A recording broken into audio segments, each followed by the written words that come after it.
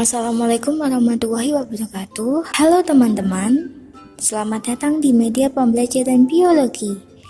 Hari ini kita akan belajar tentang ragam tumbuhan.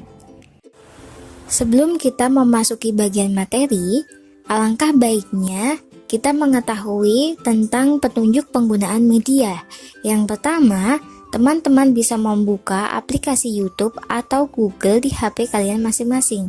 Yang kedua, ketik saja di pencarian materi Kingdom Plantae kelas 10.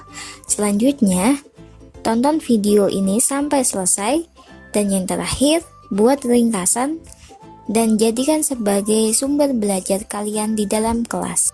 Setelah mengetahui petunjuk penggunaan media, kita akan memasuki tentang tujuan pembelajaran. Tujuan pembelajaran yang pertama, meningkatkan pemahaman siswa terkait materi Kingdom Plantae. Yang kedua, siswa dapat menentukan ciri-ciri khusus dari setiap Kingdom Plantae. Yang ketiga, siswa dapat mengelompokkan tumbuhan berdasarkan divisinya.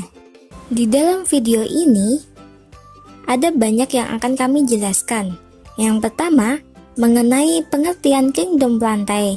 Yang kedua, ciri-ciri Kingdom Plantae. Yang ketiga, klasifikasi Kingdom Plantae. Dan yang keempat, manfaat Kingdom Plantae bagi kehidupan sehari-hari. Kali ini kita akan membahas tentang Plantae. Apa sih Plantae itu? Apakah teman-teman tahu apa itu Plantae? Plantae adalah tumbuhan dengan ciri-ciri yang pertama, termasuk sel eukariotik atau sel yang memiliki membran. Yang kedua, termasuk organisme multiseluler. Yang ketiga, terbagian tumbuhannya berupa akar, batang, dan daun. Yang keempat, memiliki dinding sel yang tersusun dari selulosa. Yang kelima, mempunyai klorofil sehingga bisa berfotosintesis. Yang keenam, menyimpan cadangan makanannya dalam bentuk tepung atau amilum. Dan yang terakhir, bersifat autotrof atau bisa membuat makanannya sendiri. Tumbuhan dikelompokkan berdasarkan klasifikasi berikut. Klasifikasi berdasarkan divisi. Yang pertama, Bryophyta atau tumbuhan lumut. Yang kedua, Pteridophyta atau tumbuhan paku. Dan yang ketiga, Spermatophyta atau tumbuhan berbiji. Yang pertama yaitu Bryophyta atau tumbuhan lumut. Tumbuhan ini paling sederhana karena belum memiliki akar, batang, dan daun sejati. Meskipun belum memiliki akar sejati, tumbuhan lumut memiliki akar semu yaitu rhizoid. Fase gametofit lebih dominan daripada sporofit. Lumut memiliki gametofit berupa antheridium dan archeogonium. Lumut tidak memiliki bekas pengangkut, baik xilem maupun phloem. Lumut bisa hidup di habitat lembab. Bryophyta dibedakan menjadi 3 divisi. Yang pertama, musci atau lumut daun, mempunyai batang dan daun semu yang berdiri tegak, contohnya Sphagnum sp. Yang kedua, hepatice atau lumut hati, tumbuh berupa lembaran atau talus terbagi dari beberapa lobus, contohnya Marchantia polymorpha. Yang ketiga, Anthocerata atau lumut tanduk, memiliki sporofit berupa kapsul yang memanjang dan tumbuh seperti tanduk, contohnya Anthoceros sp.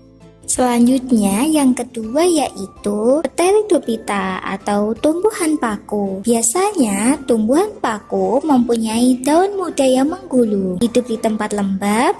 Berbeda dengan lumut, tumbuhan paku sudah memiliki akar, batang, dan daun sejati. Pada proses metagenesisnya, fase sporofit lebih dominan daripada gametofit, mempunyai phloem dan xilem, dan mempunyai akar serabut. Tumbuhan paku dibagi menjadi 4 divisi. Yang pertama, Psilophyta atau paku purba, tidak memiliki daun atau berdaun kecil dan ada yang tidak berakar sejati.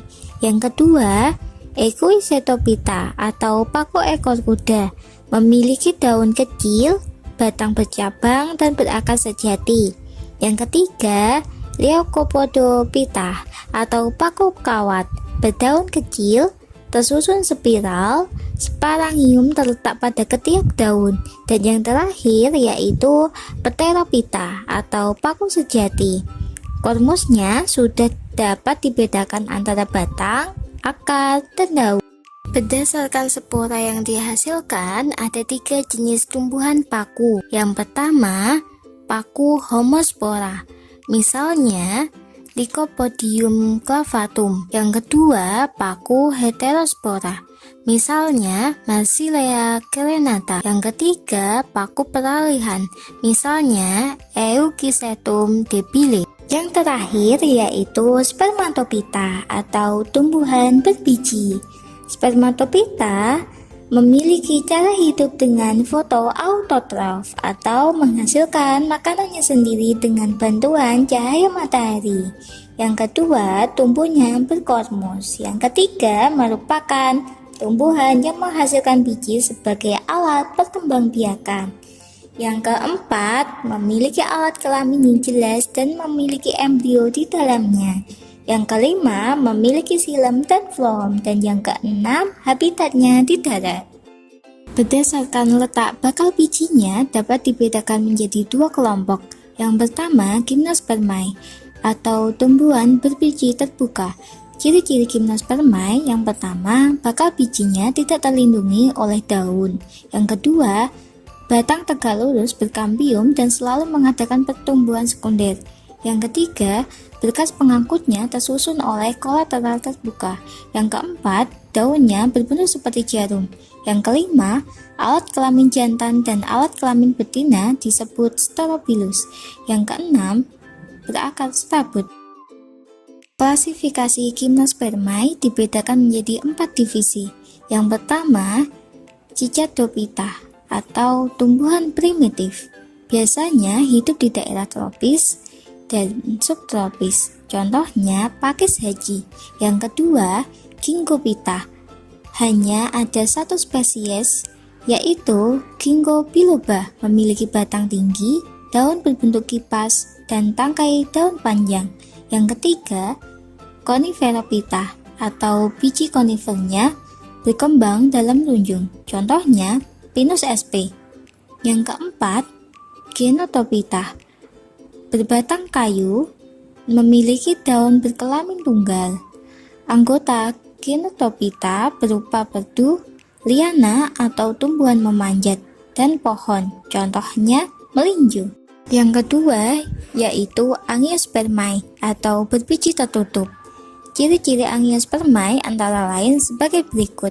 Yang pertama, bakal bijinya terlindungi oleh buah daun. Yang kedua, pada umumnya berbentuk pohon, perdu, semak, liana, atau herba. Yang ketiga, alat perkembangbiakannya berupa bunga. Yang keempat, mengalami pembuahan ganda. Dan yang kelima, reproduksi secara vegetatif dan generatif. Anggota Angiospermae dibedakan berdasarkan jumlah daun lembaganya atau kotiledon menjadi 2 kelas. Yang pertama monokotil dan yang kedua dikotil. Yang pertama yaitu monokotil. Ciri-ciri tumbuhan monokotil: biji berkeping 1, akar serabut, akar dan batang umumnya tidak berkambium, tulang daun sejajar dan melengkung, dan bagian bunganya jumlahnya 3 atau kelipatannya. Contoh familia tumbuhan monokotil sebagai berikut. Yang pertama, Liliaceae. Contohnya lili gereja. Yang kedua, Musaceae. Contohnya pisang. Yang ketiga, Palmae. Contohnya kelapa. Yang keempat, Poaceae. Contohnya seperti padi dan jagung. Yang kelima, Orchidaceae. Contohnya anggrek bulan. Dan yang terakhir, Zingiberaceae. Contohnya jahe. Yang kedua, tumbuhan dikotil. Ciri-ciri tumbuhan dikotil: berbiji berkeping 2, akar tunggang, akar dan batang berkambium, tulang daun menyirip atau menjari, serta bagian bunga berjumlah 2, 4, 5 atau kelipatannya. Contoh familia tumbuhan dikotil sebagai berikut. Yang pertama, Euphorbiaceae. Contohnya ubi kayu, karet, dan jarak. Yang kedua, Magnoliaceae. Contohnya cempaka putih.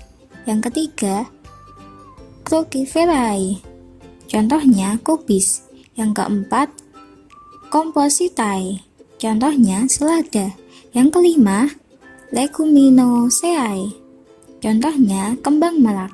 Yang keenam, Solanaceae, contohnya kentang. Dan yang terakhir, Rosaceae atau tumbuhan mawar.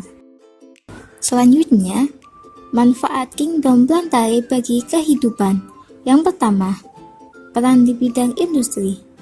Berbagai jenis tumbuhan berbiji merupakan bahan baku industri, misalnya biji kopi, coklat, dan daun teh. Yang kedua, peran di bidang kesehatan. Untuk mengobati segala macam penyakit, contohnya Mercantia polymorpha digunakan untuk mengobati sakit hepatitis. Yang ketiga, peran di bidang ekonomi yang meliputi peran di bidang pangan, sandang, dan papan. Peran di bidang pangan, contoh anggota plantae sebagai bahan pangan antara lain semanggi, jagung, ketela, dan kentang. Selanjutnya, peran di bidang sandang. Contohnya, anggota plantae sebagai bahan sandang antara lain kapas dan rami.